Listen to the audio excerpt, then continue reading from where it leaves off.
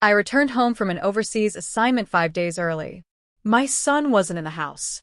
My wife said he was camping with Grandpa or drove to the cabin. I found my son chained to a tree. Barefoot, no shirt, mosquito bites covering his body. Daddy, please help me. I can't endure it anymore. He'd been there for 3 days. I cut him loose. He collapsed. Daddy, there's someone behind the cabin. What I saw there was. The cloying humidity of the Pennsylvania summer night clung to me like a shroud, a stark contrast to the dry heat of Southeast Asia I'd just left. As I pulled my dusty truck into the driveway, the house stood utterly dark, an empty silhouette against the faint glow of the streetlights. No cars. No lights, save for the porch lamp on its timer, casting long, skeletal shadows. A cold knot tightened in my stomach. This wasn't the excited chaos I'd pictured for Matthew's 9th birthday surprise. My hand trembled ever so slightly as I inserted the key, the brass cold beneath my fingertips. The click of the lock echoed in the unnatural silence. The living room was pristine, almost unnervingly so. Not a single toy scattered on the plush carpet, no brightly colored video game controllers abandoned on the sofa, no half-finished art projects on the coffee table. My son, Matthew, was a whirlwind of creative energy, a constant creator of delightful, messy chaos. This stillness felt wrong. Fundamentally askew. Brandy, I called out, my voice sounding flat and hollow in the expansive quiet. Matthew. Only silence answered, thick and heavy, pressing in on me. The air grew colder, prickling my skin. I moved through the house with the same methodical caution I'd use approaching a suspected poacher's camp, every sense alert. In Brandy's closet, her side hung half-empty, a significant portion of her clothes gone.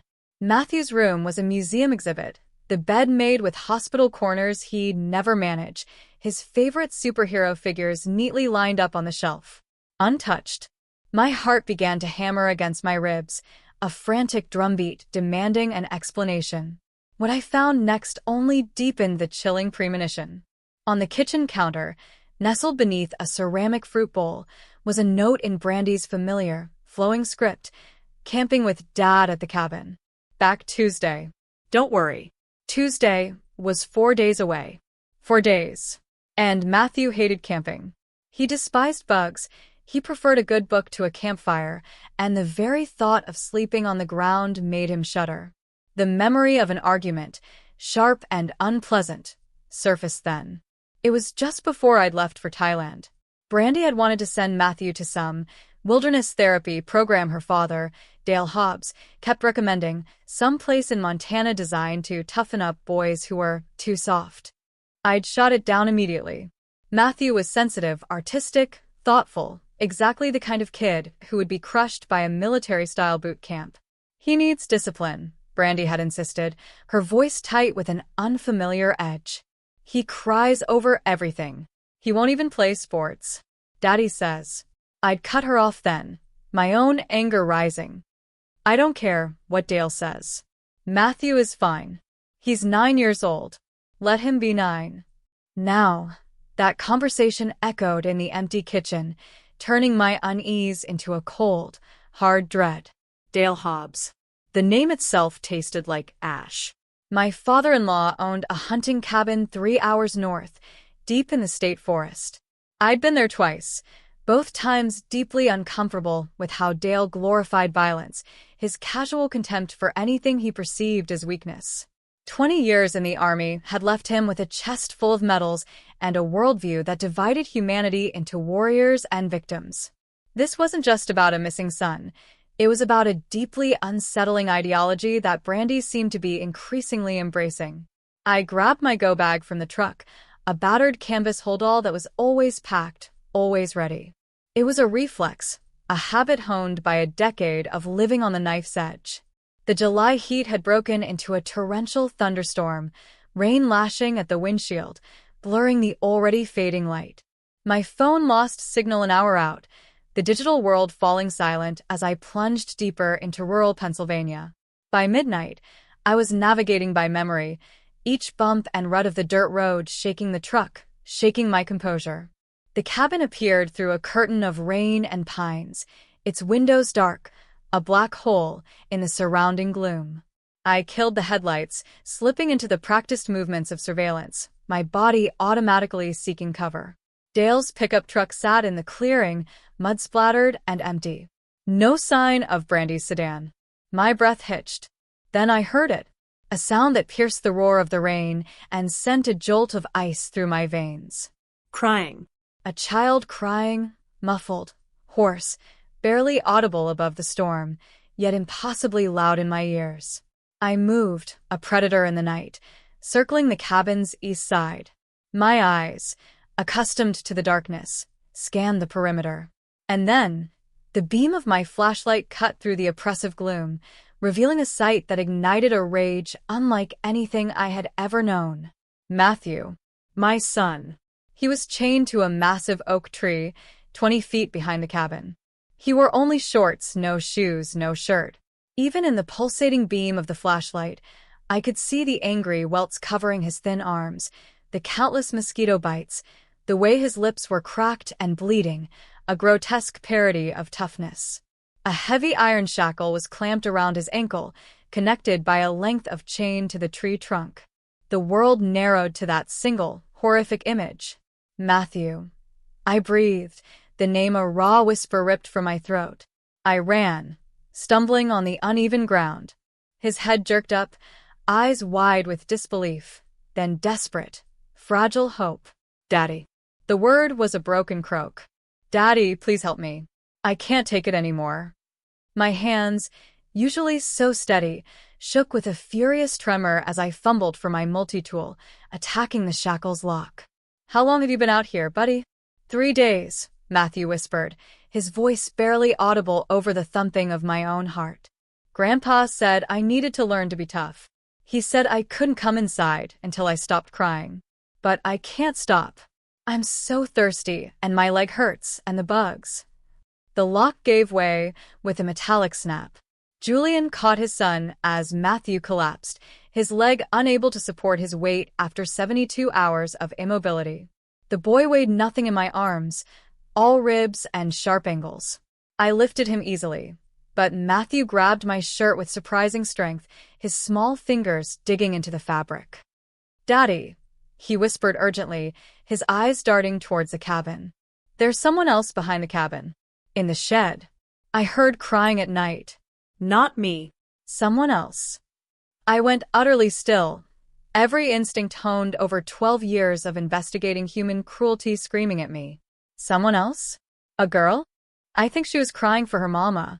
Grandpa told me to shut up or I'd end up in the shed too. The words were like a hammer blow. This wasn't just my son. This was systematic, organized abuse. I carried Matthew to my truck, wrapped him in an emergency blanket, and gave him small sips of water. Stay here. Lock the doors. If I'm not back in 5 minutes, or if anyone else comes, you drive away. You remember how I taught you?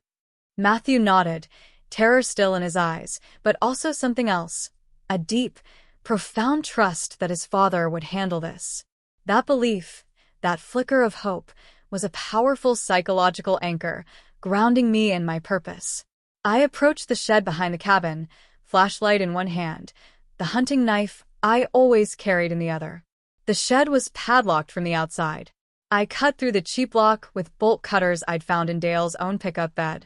The smell hit me first, a sickening cocktail of urine, sweat, and primal fear. Inside, huddled in a corner on a pile of dirty blankets, was a girl, perhaps 12 years old. Her hair was dark and matted, her clothes filthy. When my light found her face, she screamed, trying to press herself further into the wall. It's okay, I said, my voice low and calm, forcing the raw edges of my own rage down. I'm not going to hurt you. I'm here to help. My name is Julian. What's yours? Sophia, she whispered, her voice barely audible. Sophia Morrison. Please don't tell him I talked. She broke into sobs. He said if I talked to you. How long have you been here, Sophia? I don't know. Weeks. My mom's boyfriend brought me. He said I needed to learn respect. Her voice dissolved into crying once more. A cold, calculating resolve settled over me. This wasn't just abuse, it was a deeply ingrained, calculated system. If there were 2 children, there might be more. I pulled out my phone, still no signal. Immediate priorities. Sophia, I'm going to get you out of here. You're going to be safe. But I need you to tell me, where's the man who put you here? Dale Hobbs, where is he? Inside, she whispered, her eyes darting towards the main cabin. He drinks whiskey every night and passes out on the couch. That's when I can hear the other kids crying. There are more. He has a whole list. He calls it his rehabilitation program. Parents pay him to fix their problem children. My jaw clenched, a muscle jumping in my cheek. How many children, Sophia? 6. Maybe 7. I heard him talking on the phone. He has camps like this all over. Other men help him. They bring kids whose parents think they're too soft, too disobedient. They break them. Some kids never leave. I had documented human trafficking, seen the aftermath of poachers who'd killed endangered species for profit, witnessed corruption that destroyed communities. But this hit differently. These were children. One of them was my son. And Brandy had known. She had knowingly delivered Matthew to this hell. The thought ignited a fresh blaze of fury, cold and unforgiving. The capacity for people to compartmentalize and rationalize such cruelty is a terrifying aspect of human psychology, often fueled by a desire to externalize blame or a profound lack of empathy, a phenomenon known as moral disengagement. It allows individuals to commit horrific acts while maintaining a semblance of their own self-worth. Stay here, just a moment longer, Sophia, I told her, my voice strained. I want to make sure it's safe. Then I'm taking you and my son away from here. I approached the cabin from the back, moving silently across the wet ground, a ghost in the storm. Through a window, I could see Dale Hobbs sprawled on the couch, an empty whiskey bottle on the floor beside him. The man was 62, thick-shouldered, barrel-chested, his gray hair cut military short. He snored loudly, his mouth agape. I tried the back door. It was unlocked. Inside, my eyes cataloged everything.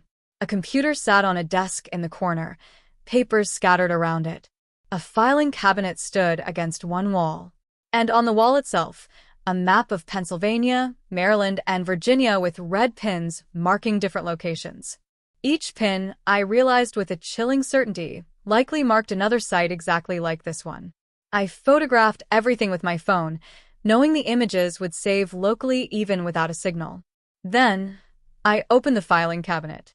Inside were folders, each labeled with a child's name.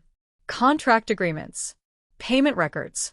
Parents' signatures authorizing wilderness rehabilitation therapy. It was all dressed up in legalistic jargon. Liability waivers, medical consent forms. Parents had signed away their children to a monster, believing they were helping them. Matthew's folder was near the front. Brandy had signed a contract just 2 weeks ago, the day after I left for Thailand. 60-day program objective: eliminate crying, increase masculine resilience, establish dominance response. My hands shook so violently I could barely hold the phone steady as I photographed every page. Then I saw another folder, marked Network Associates. Inside were names, addresses, phone numbers. 15 men running similar operations across 5 states. Some were Dale's former Army buddies. Others were parents who'd gone through the program with their own children and decided to franchise it. This was bigger than one sadistic grandfather. This was an organized criminal enterprise masquerading as tough love therapy. I heard movement behind me. I spun, my knife instantly in my hand. Dale was lurching upright on the couch, eyes blurry with alcohol and sleep. The hell, Julian? His confusion shifted to a sneering anger. You're not supposed to be back until... I found my son chained to a tree, I said quietly, the calmness in my own voice surprising me. It was the same tone I used before taking down a poaching ring, cold, controlled, absolutely certain of my next moves. Dale stood, swaying slightly. Boy needed discipline. Brandy agreed. This is about making him into a man instead of a... There's a 12-year-old girl locked in your shed, Dale. His expression hardened. That's none of your business. Her parents signed. I have evidence of child abuse, false imprisonment, and human trafficking. I've documented everything. I've photographed your files, your network, your list of locations. I held up my phone, the screen still displaying the damning images. I'm taking my son. I'm taking Sophia Morrison. And then, I'm going to dismantle everything you built. Dale moved faster than I expected for a drunk 62-year-old.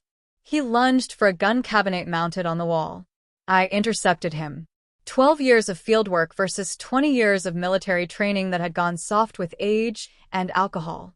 We crashed into the desk, papers scattering like autumn leaves. Dale got his hands on a hunting rifle, but I had already anticipated the move. I swept his legs, and the older man went down hard, the rifle clattering away. You think you can stop this? Dale spat, blood from a split lip staining his teeth. You think you understand how the world works? These kids need to be broken down and rebuilt. Their parents know it. Society knows it. You're the problem, Julian, you and all the other weak men raising weak children. I looked down at the man who had tortured my son, a cold, hard certainty settling in my bones. I spent 12 years taking down criminal organizations, Dale. I know exactly how. To dismantle what you've built, and I'm going to make sure everyone knows what you are. I zip-tied Dale's hands and feet with restraints from my go bag, always prepared, and gagged him with a kitchen towel. Then, I gathered every file, every piece of paper, every electronic device I could find. I loaded it all into Dale's pickup truck, along with Matthew and Sophia. As we drove away from the cabin, Matthew huddled against my side while Sophia sat wrapped in blankets in the back seat. Both children were silent, except for occasional, shuddering breaths. Where are we going? Matthew finally asked, his voice a fragile thread. My jaw was set in a hard line. First, we're getting you both checked by doctors. And I'm making some calls, and then your grandfather and everyone associated with him are going to pay for what they've done. What about Mom? Matthew's voice was so small, so innocent. I didn't answer immediately. The betrayal cut deep, a wound festering beneath my controlled fury. Brandy had signed a contract, had lied to me, had knowingly delivered our son to torture. But Matthew didn't need to process that yet. First, they needed safety, then truth, then justice. We'll figure it out, I said, my voice softer than I intended. But right now, you're safe. I've got you. Nobody's ever going to hurt you like that again. In the rearview mirror, I could see the cabin disappearing into the darkness behind me. But in my mind, I was already 3 steps ahead, planning exactly how I would destroy Dale Hobbs and everyone who'd enabled his crimes. This wasn't just about revenge. This was about making sure no other child ended up chained to a tree in the darkness, crying for help that might never come. And I, Julian Hunt, was uniquely qualified to ensure that justice was served. The emergency room at Mercy General Hospital in Clearfield was eerily quiet at 3 a.m. when I carried Matthew through the doors, Sophia walking beside us, dwarfed by my jacket. The triage nurse's eyes widened at the sight of the children. Matthew's mosquito-covered torso, the shackle marks around his ankle, Sophia's haunted expression and malnourished frame. I need doctors, I said, my voice steady despite the tremor in my hands. These children have been held against their will and abused. I also need the police and child protective services. The hospital erupted into controlled chaos.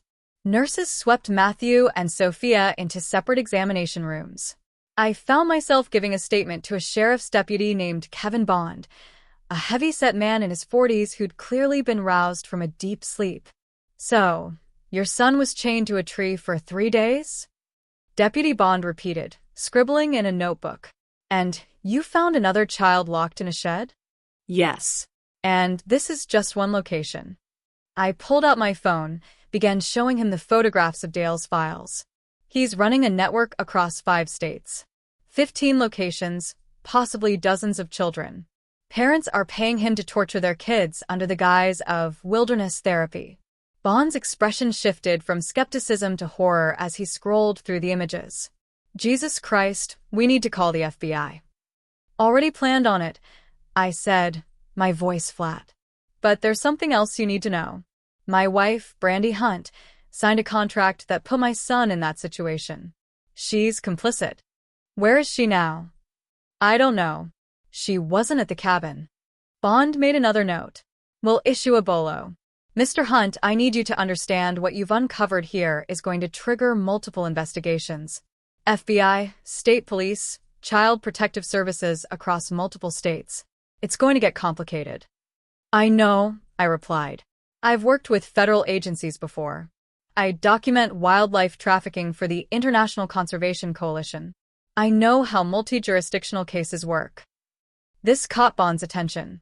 You're an investigator? Field researcher and investigator. 12 years. I've taken down poaching rings operating across 4 continents.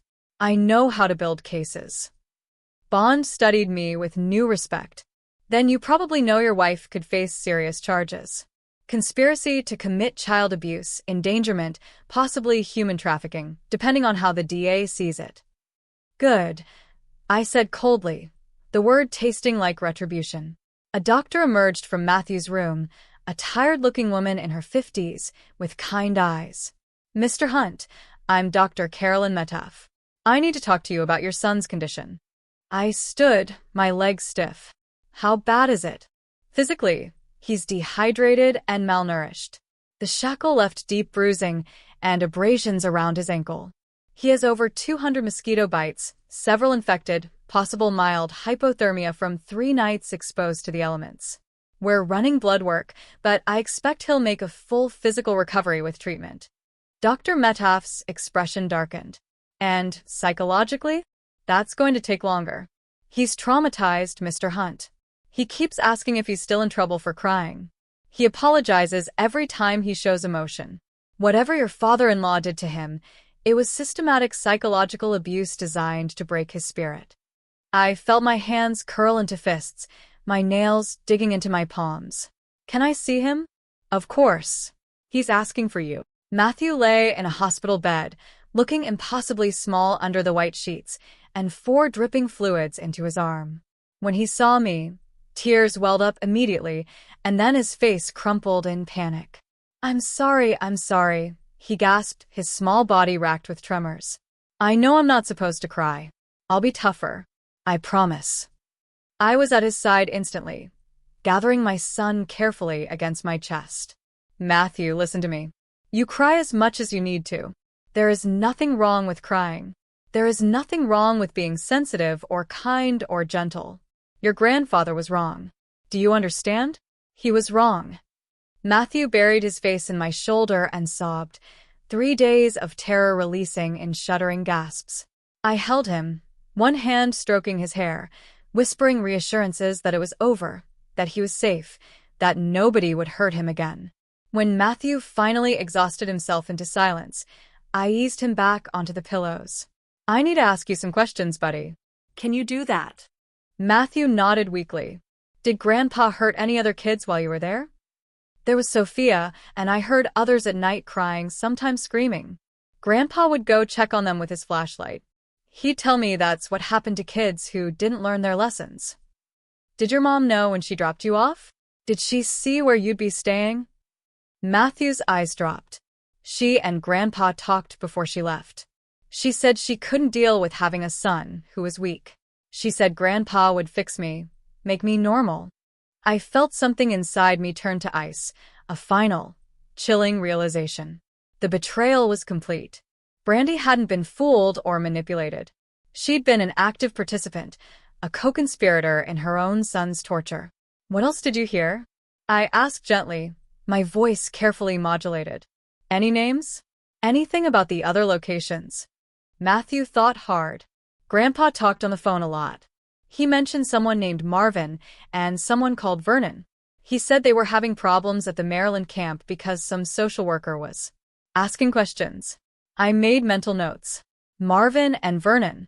I'd seen those names in Dale's Network Associates folder. Marvin Fisher and Vernon Rasmussen, both with addresses in Maryland. A knock on the door interrupted us. Deputy Bond entered with a woman in a dark suit, mid-40s, sharp eyes, and the unmistakable bearing of federal law enforcement. Mr. Hunt, This is Special Agent Betsy Stafford, FBI. I've briefed her on the situation. Agent Stafford got straight to business, her voice calm and authoritative. Mr. Hunt, what you've uncovered is potentially one of the largest child abuse networks we've seen in years. I'm going to need copies of all those files you took from Dale Hobbs's cabin. We're mobilizing teams to hit every location simultaneously before they have a chance to shut down or move children. You'll have everything, I said.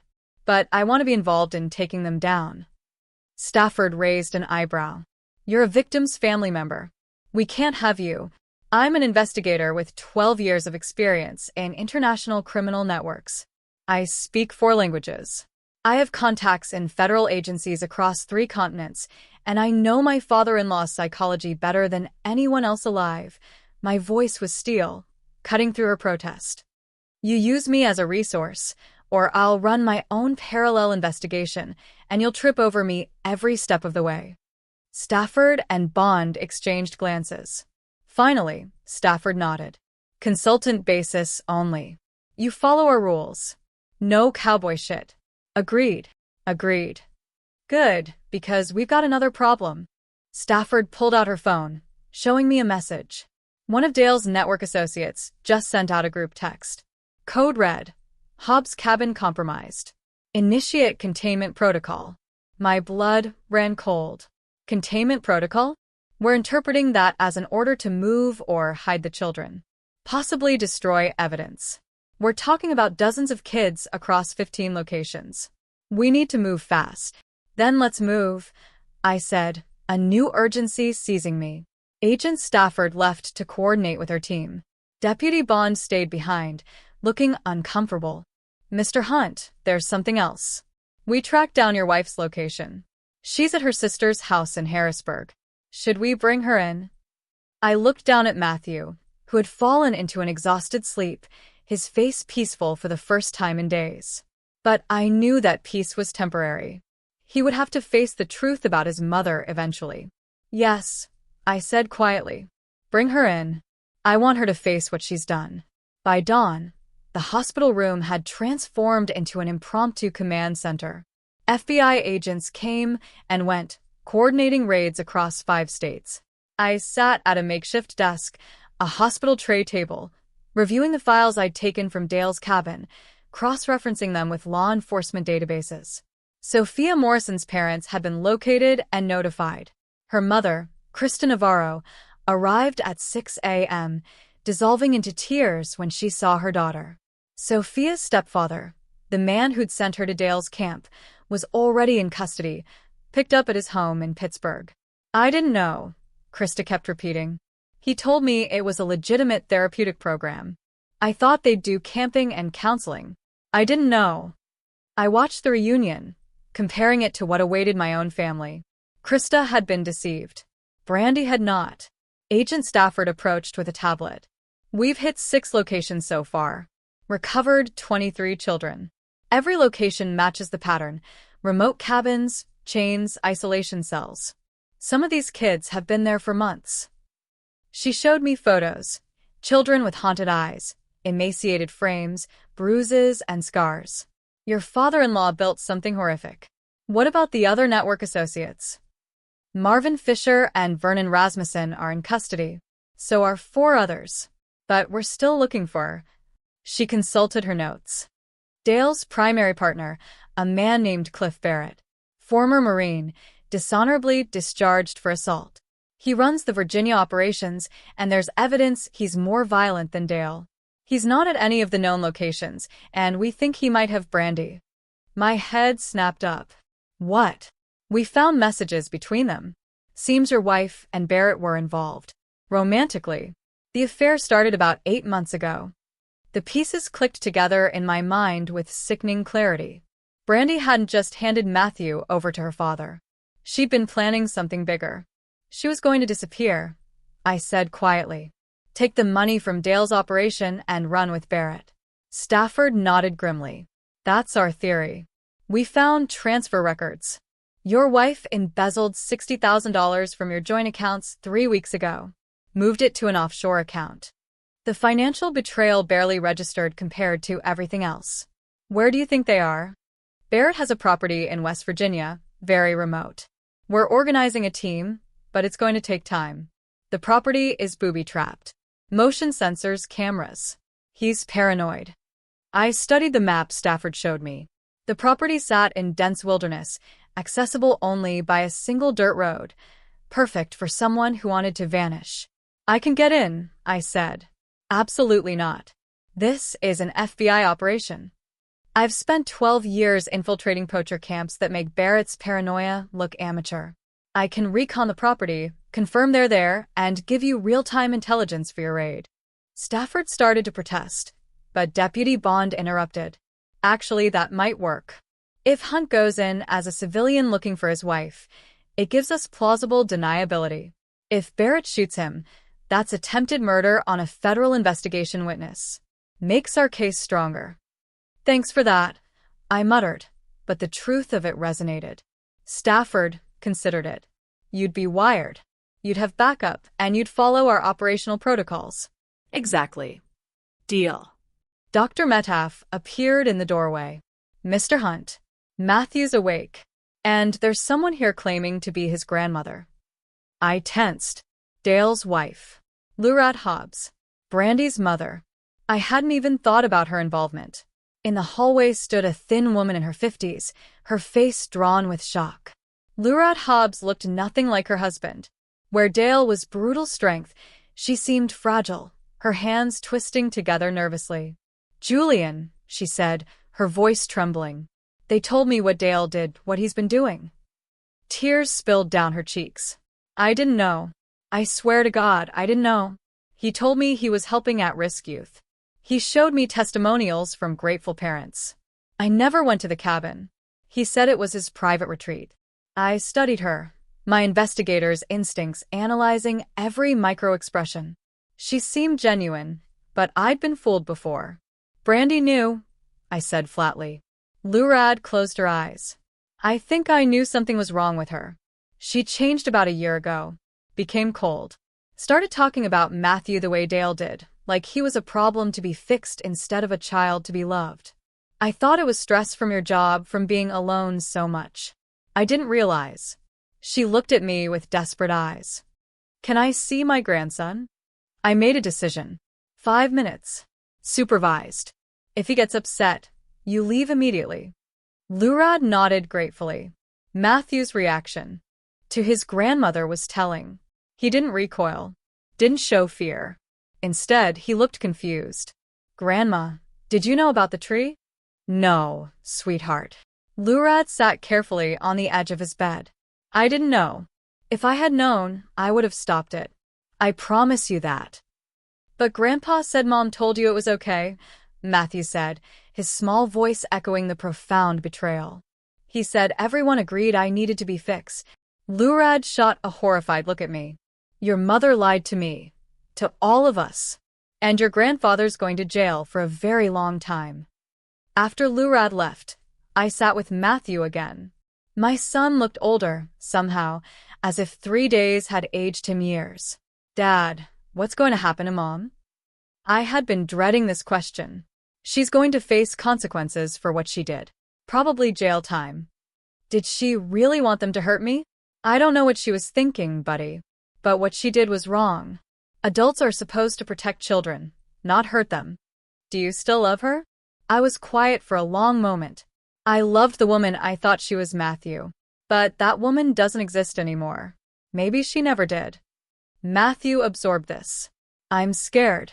I don't want to turn out like Grandpa, mean and angry. You won't, I said firmly.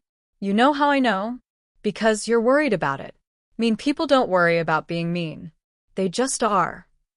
A nurse brought food, the first real meal Matthew had eaten in days. While my son ate, I stepped into the hallway to take a call from Agent Stafford. We got Brandy, she said. Found her at a motel outside Harrisburg.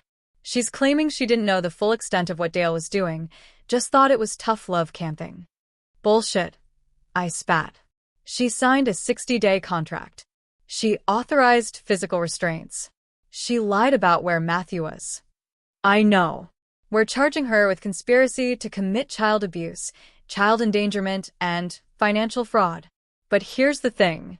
She's asking to see you. Says she'll only talk to you. My jaw clenched. When? Today. She's at the county jail. I'll have someone drive you. I looked back at Matthew's room. My son was safe now, under hospital protection with his grandmother nearby. And I needed answers, not for myself, but for the case, for making sure Brandy and everyone involved paid fully for their crimes. I'll go, I said. The drive to the county jail gave me time to think. I'd spent 12 years documenting criminals, understanding their motivations, learning how to extract information. I knew interrogation techniques, knew how to read body language, knew how to find the cracks in someone's story. But this was different. This was the woman I'd spent 10 years married to.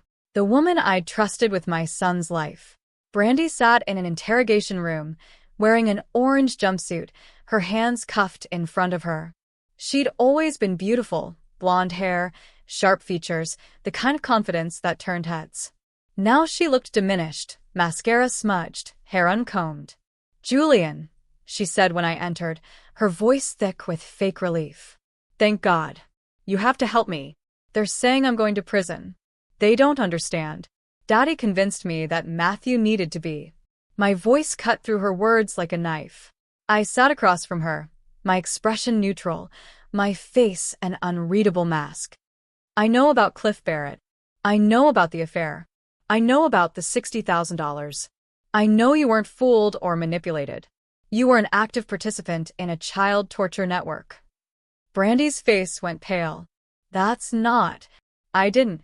The FBI has your messages, your financial records, your signature on contracts authorizing physical restraints for our son. So, let's skip the part where you lie to me. You tell me what I need to know." She stared at me. Then, something in her expression shifted. The desperate innocence fell away, replaced by something harder, colder. "You were never around," she said, her voice flat, devoid of emotion. "Gone for months at a time, saving animals while your own family fell apart. Matthew is turning into a weak, whiny child, and you weren't there to do anything about it. I decided to make him stronger. Daddy's program works, Julian. I've seen the testimonials. Kids come in soft and leave tough, able to handle the real world." The utter lack of remorse, the self-serving rationalization, was a chilling insight into her psyche. This was not a moment of regret, but a calculated defense, a demonstration of the profound self-deception inherent in those who abuse. Sophia Morrison weighs 70 pounds, Brandy. She's 12 years old. She was locked in a shed for 3 weeks. Her parents paid for results. Sometimes the process is difficult. I force myself to remain calm. "Where is Cliff Barrett?" Brandy smiled slightly, a twisted, ugly thing. "Why would I tell you that? Because if you cooperate, the FBI might consider a plea deal. Right now, you're looking at 20 years minimum. Help them find Barrett and the remaining children, and maybe you get 15. Maybe you see daylight again before you're 50. She studied me, a flicker of calculation in her eyes. "What do I get if I help you?" "A chance at redemption. A chance to prove you're not completely lost." Brandy laughed, a bitter, ugly sound. "Redemption. You always were naive, Julian. There's no such thing as redemption. There's only winning and losing. And I'm not losing." She leaned forward, her voice dropping to a conspiratorial whisper. "Cliff has contingency plans. Hidden locations the FBI doesn't know about. Children scattered in places you'll never find. If you push too hard, if you prosecute everyone involved, those children disappear. Foster care records altered. Missing person reports buried. You'll never find them all." I felt cold rage settle over me, a familiar, unwelcome presence. "You're threatening to make children disappear if you don't get what you want." "I'm negotiating. That's what smart people do." "What do you want?" "Immunity. Full immunity for me and Cliff. We testify against Dale and the network associates. You get your headlines about taking down a child abuse ring and we walk away." I stood. "No." "Then dozens of children stay lost. The FBI will find them, Brandy, and you'll spend the rest of your life in prison. See, I spent 12 years learning how to track criminals who think they're clever. I found poachers in jungles spanning thousands of square miles. You think Cliff Barrett can hide better than international trafficking rings with unlimited resources? He's going down. Everyone's going down, including you. I walked to the door. Julian. Brandy's voice stopped me. You're making a mistake. Cliff isn't like Dale. He's not some drunk old man. He's smart, and he's dangerous, and he's prepared to do anything to avoid capture. So am I said and left, the words a cold promise hanging in the air. In the hallway, Agent Stafford waited with Deputy Bond. Did she give us anything? Not yet, but she will. Right now, she still thinks she has leverage. I looked at Stafford. When's the operation to take Barrett's compound? Tomorrow morning. 0600. You're still serious about going in first? Absolutely. Then let's get you prepped. The FBI's field office in Harrisburg had transformed into a war room. Maps covered the walls, showing Barrett's West Virginia property, 48 acres of dense forest with a central compound. Satellite imagery showed 3 structures, a main house, a large barn, and what looked like a bunker. We've got thermal imaging showing 9 heat signatures, Stafford explained, pointing to the satellite photos. Could be Barrett and Brandy, plus 7 children. Or could be booby traps giving off heat. We won't know until we're inside. I studied the terrain. What's the access? Single dirt road, heavily monitored. Motion sensors along the perimeter. Cameras on the main approaches. Barrett's paranoid, but he's also overconfident. He doesn't think anyone knows about this location, but you found it. Credit card purchases at a hardware store near the property. Barrett bought supplies under an alias, but the FBI's Financial Crimes Unit tracked it through shell companies. Took us 2 days. I pointed to a ridge overlooking the compound. If I come in from here through the forest, I can bypass his security. He's watching the roads, not the high ground. It's a 3-mile hike through rough terrain. I've done worse. I traversed brutal jungle, tracking poachers. A West Virginia forest was manageable. Agent Stafford equipped me with a wire, a GPS tracker, and a panic button. You get eyes on the compound, confirm Barrett and the children are there, and you get out. You do not engage. You do not attempt to rescue. You give us intelligence and we do our job. Clear? Clear. And Julian, if Barrett suspects anything, if this goes south, you hit that panic button. We'll be 2 miles out, ready to move in. I nodded. But in my mind, I was already planning contingencies. If children were in danger, if Barrett was preparing to run or harm them, I wasn't going to wait for FBI bureaucracy. I'd spent 12 years protecting the innocent from those who'd exploit them. This was no different, except this time it was intensely personal. As I prepared to leave, my phone buzzed. A text from an unknown number. Your son cried for 3 days straight. The boy I'm with now lasted only 2. Some children break faster than others. CB. Cliff Barrett was taunting me, revealing he had another child captive. The message was designed to provoke me, to rush me, unprepared. I showed the text to Stafford. He knows we're coming, or he suspects. Either way, we move tomorrow as planned. No, I said, my voice hardening. We move tonight. He sent that text to buy time. He's probably already moving children, destroying evidence. We can't give him 12 hours. Stafford hesitated, then made a decision. I'll mobilize my team. We go in at midnight. That gives you 4 hours to get into position. I was already moving toward the door. Then I better get started. The forest was dark and dense as I made my way up the ridge, overlooking Barrett's compound. I moved silently, my night vision goggles turning the world into shades of green. Years of tracking poachers had taught me how to move through wilderness without disturbing the environment, where to place my feet, how to avoid dry branches, how to become part of the landscape. It took me 2 hours to reach the overlook. From my position, I could see the entire compound spread below. The main house was lit from within, the barn dark, the bunker entrance sealed. I counted 3 vehicles, a truck, an SUV, and a van. Through the main house windows, I spotted movement. A man matching Cliff Barrett's description, mid-40s, muscular, military bearing, and there was Brandy, pacing near a window, gesturing animatedly. They were arguing. I activated my wire. Overwatch in position. 2 adults confirmed in main house. No visual on children yet. Stafford's voice crackled in my ear. Roger. We're in position, waiting for your signal. I adjusted my scope, scanning the barn and bunker. That's where the children would be, hidden away from sight. I needed to confirm their location before the FBI moved in. Then I saw it, a light flickering in the barn's second-floor window and a shadow, small, child-sized, pressed against the glass. Barn's second floor. At least one child visible. Movement below caught my attention.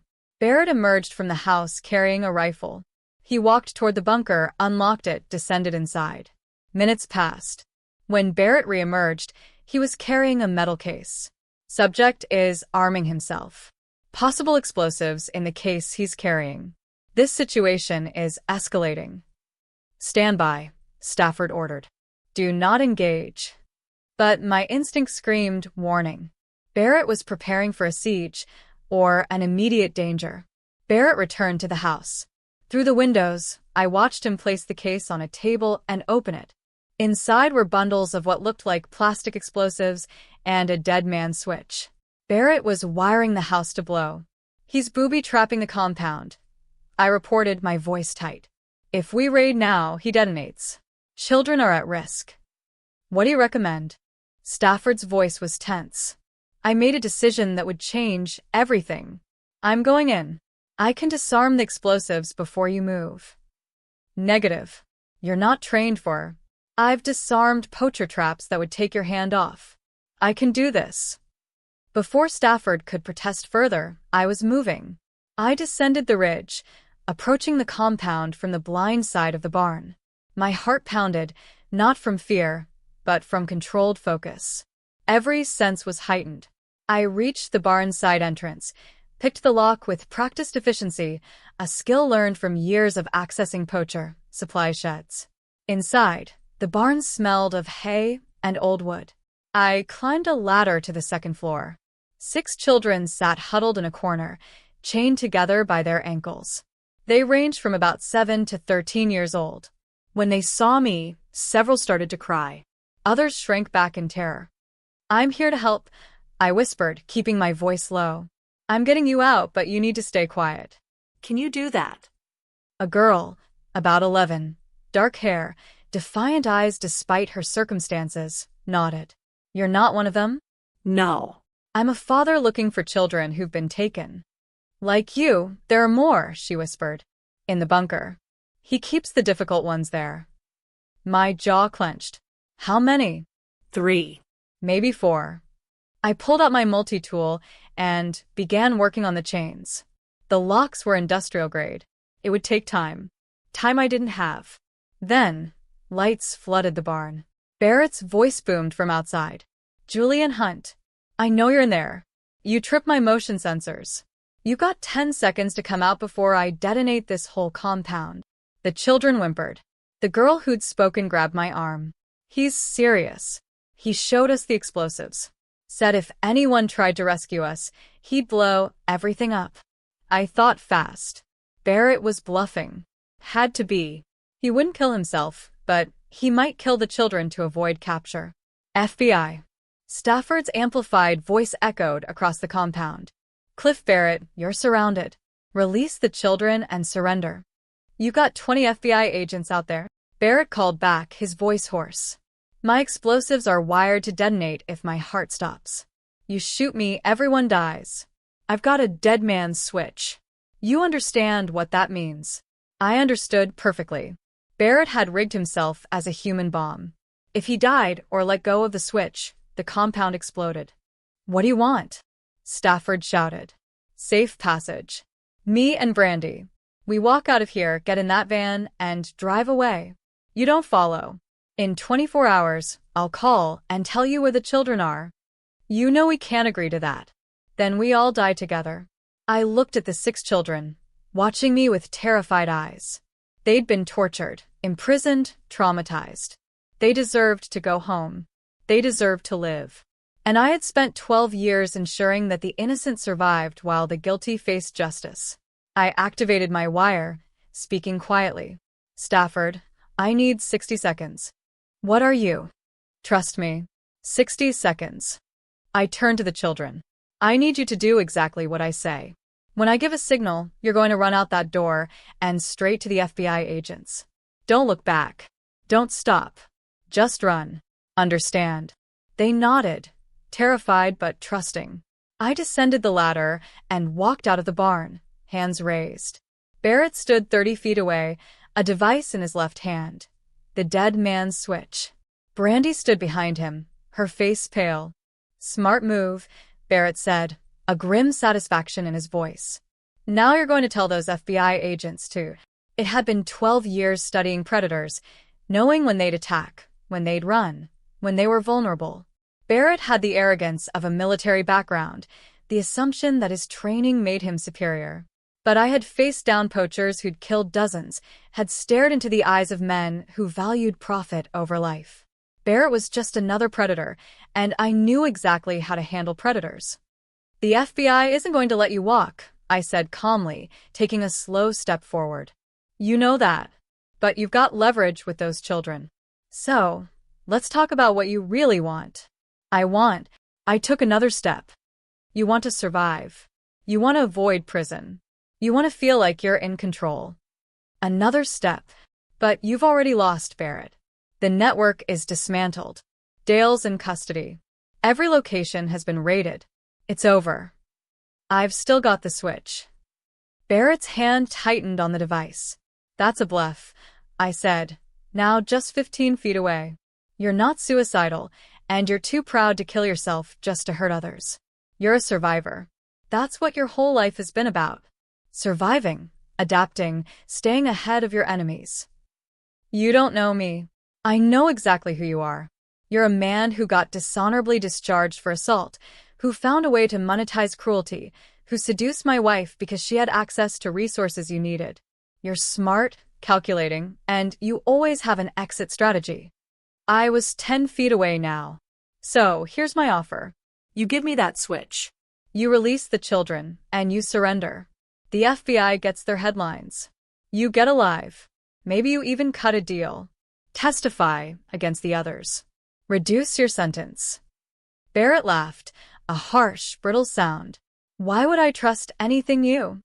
I moved. 12 years of hand-to-hand training in hostile environments, of disarming poachers who'd held weapons, of survival instincts honed to razor sharpness. I closed the distance in a burst of speed, grabbed Barrett's wrist holding the switch, twisted hard. Barrett tried to pull away, but I had anticipated the move. I swept his legs, drove him to the ground, maintaining an iron grip on his wrist. The switch fell from Barrett's hand. I scooped it up and tossed it to Brandy. Hold this. Don't let go. And I drove my fist into Barrett's face. Once. Twice. All the rage of finding my son chained to a tree, of learning about Sophia Morrison, of seeing 6 terrified children in that barn, it all channeled through my fists. FBI agents swarmed the compound, appearing from the tree line. Stafford grabbed the switch from Brandy's shaking hands. Other agents tackled Barrett, cuffing him as he struggled and cursed. I stood breathing hard, my knuckles bleeding. I looked at Brandy, who was crying, her makeup streaked and ruined. I'm sorry, she sobbed. Julian, I'm so sorry. I didn't know it would go this far. I didn't. Save it for the judge, I said coldly, my voice raw. The FBI swept the compound. They found the 3 additional children in the bunker, undernourished, terrified, but alive. They found Barrett's records, his financial accounts, evidence of dozens more children who'd gone through his camps over the years. They also found bodies. 2 children buried in the woods behind the compound, dead from accidents during the therapy sessions. I sat on the hood of an FBI vehicle, watching as the children were loaded into ambulances. Paramedics treated my bleeding knuckles. Stafford approached with a bottle of water. "You've violated operational protocol," she said, her voice devoid of judgment. "I know. You could have gotten everyone killed. I know. And you probably saved 23 lives tonight. She handed me the water. Good work. I drank. Exhaustion finally caught up to me. What happens now? Barrett and Brandy go to trial. So do the other network associates. We've recovered 47 children total across all locations. Some of them have been missing for years. Parents thought they'd run away or been placed in foster care. This case is going to be massive. And Dale Hobbs already confessed to everything, trying to cut a deal by blaming Barrett for the rest of it. Won't work. He's looking at life without parole. I close my eyes. Good. What about you? What's next? I thought of Matthew, still in the hospital, recovering from his ordeal. My son who'd asked if he'd turn out like his grandfather. My son who needed to learn that strength came in many forms. That vulnerability wasn't weakness. That compassion wasn't failure. That crying didn't make you less of a man. Next, I said, I go home to my son. I help him heal, and I make sure he knows he's perfect exactly as he is. And after that? I looked to the compound, at the barn where 6 children had waited for rescue, at the bunker, where 3 more had been hidden. After that, I make sure something like this never happens again. Stafford nodded. We could use someone with your skills. Consulting work, helping us take down these kinds of operations before they get this big. I'll think about it. As dawn broke over the West Virginia mountains, I sat in the back of an FBI vehicle, heading back to Pennsylvania. My phone buzzed with messages from Dr. Metcalf about Matthew's progress, from Deputy Bond about Lurad Hobbs' statement, from the International Conservation Coalition asking when I'd return to work. But I only cared about one thing, getting back to my son. Everything else could wait. Weeks later, I sat in a courtroom, watching Dale Hobbs, Cliff Barrett, Brandy Hunt, and 12 other network associates face sentencing. The judge, a stern woman in her 60s named Heather Solomon, showed no mercy. Dale Hobbs, you systematically tortured children under the guise of therapy. You created a network of abuse that destroyed families and killed innocents. I sentence you to life in prison without possibility of parole. Dale's face remained impassive. He'd aged 20 years and 4 weeks. His military bearing collapsed into defeat. Cliff Barrett, your actions resulted in the deaths of 2 children and the traumatization of dozens more. Life in prison without parole. Barrett stared at me with pure hatred. I stared back, unmoved. Brandy Hunt, you betrayed your own child, conspired to torture him, and participated in a criminal network. I sentence you to 30 years in federal prison. Brandy wept, a pathetic, broken sound, but I felt nothing. The woman I'd married had never really existed. She'd been a mask hiding something rotten underneath. The other associates received sentences ranging from 15 to 40 years. By the time court adjourned, the entire network had been dismantled, everyone involved facing justice. Outside the courthouse, media swarmed. I pushed through them without comment. Agent Stafford had offered to help me avoid the press, but I wanted them to see me. I wanted the world to know that these crimes hadn't gone unpunished. Matthew waited with Lurad at a coffee shop down the street. My son had started therapy and was slowly recovering. He smiled when he saw me, a genuine smile, the first in months. Is it over? Matthew asked, his eyes wide. It's over, I confirmed, pulling him into a hug. Can we go home now? I knelt down to my son's level. Actually, I was thinking we could go somewhere new. Fresh start. New house, new town, new school, where nobody knows what happened. What do you think?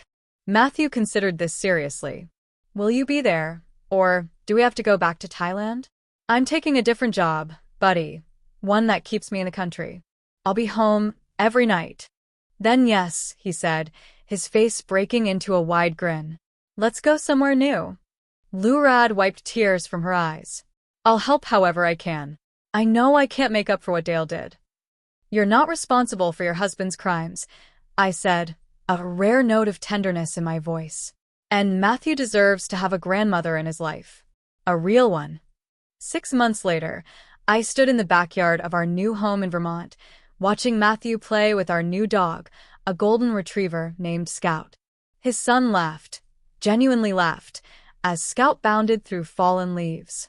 I had taken a consulting position with the FBI's Crimes Against Children unit, helping them identify and dismantle abuse networks before they could grow. I worked from home, mostly, traveled occasionally, but never for more than a few days. Matthew attended a small school where he'd made friends, other sensitive, artistic kids who appreciated his kindness instead of mocking it. He still had nightmares sometimes, still flinched at loud noises, still apologized too quickly when he made mistakes.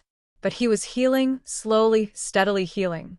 My phone buzzed, a text from Agent Stafford. New case, suspected abuse network in Oregon.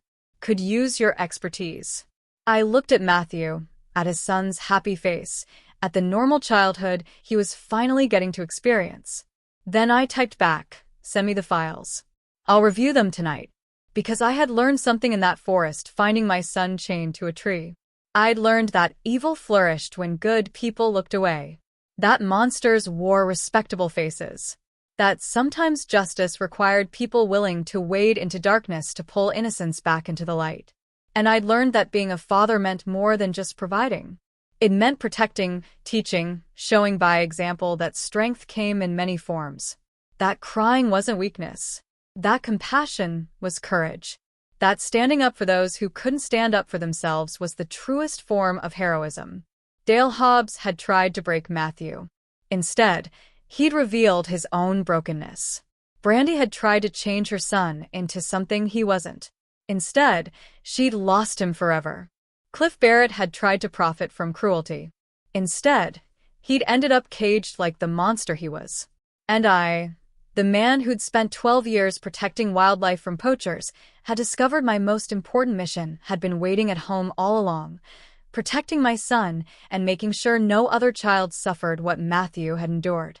As the sun set over our Vermont home, I called Matthew inside for dinner. My son came running, Scout bounding beside him, both of them muddy and happy and safe. "Hey, Dad," Matthew said as they washed up. "You know what? I'm glad you came home early that day." I pulled my son into a hug. Me too, buddy. Me too.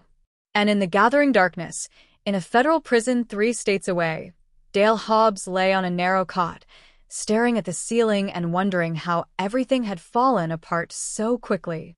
He thought he was building something, teaching strength, creating warriors. Instead, he created his own destruction because he'd underestimated Julian Hunt. And that had been his fatal mistake. What does it truly take to protect the ones you love, and at what cost do you draw your line in the sand against the darkness people inflict on each other?